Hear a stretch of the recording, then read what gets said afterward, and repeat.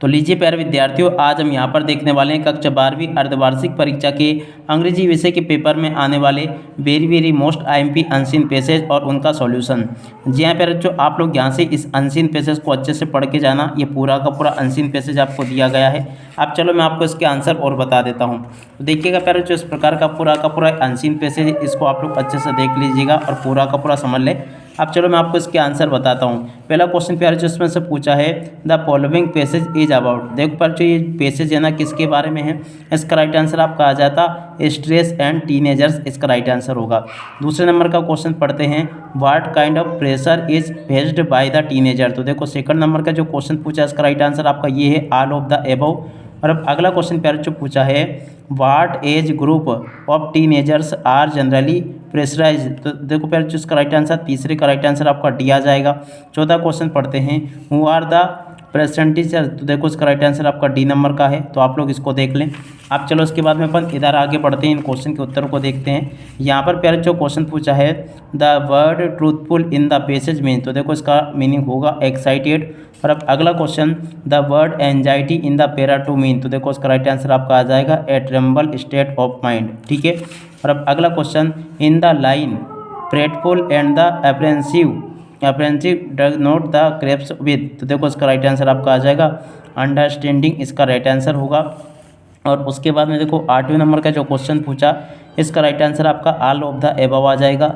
9वें number का जो question पूछा, इसका राइट आंसर आपका आ जाएगा the need to follow a stable career, इसका राइट आंसर होगा।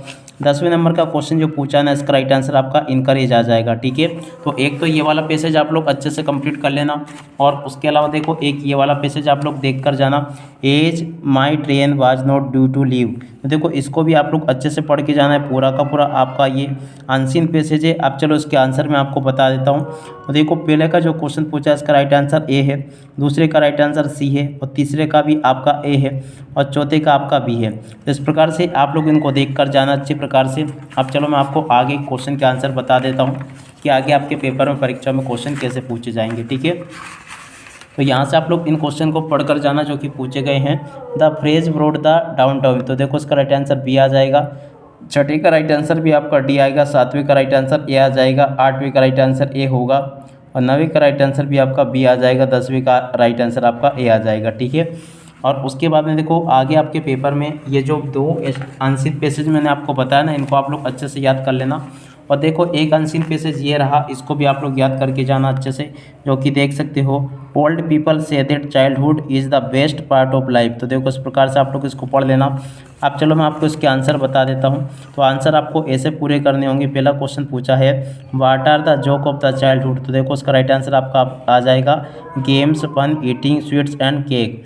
सेकंड नंबर का क्वेश्चन पूछा है, would old people be happy if they become childish again. तो देखो इसका राइट आंसर नो होगा। अब अगला क्वेश्चन पढ़ते हैं, what which did the father make. तो देखो इसका राइट आंसर हो जाएगा he had been a child again. और अब अगला question, there is a story that tell of the boy who was crying. तो देखो इसका राइट आंसर आपका फनी आ जाएगा।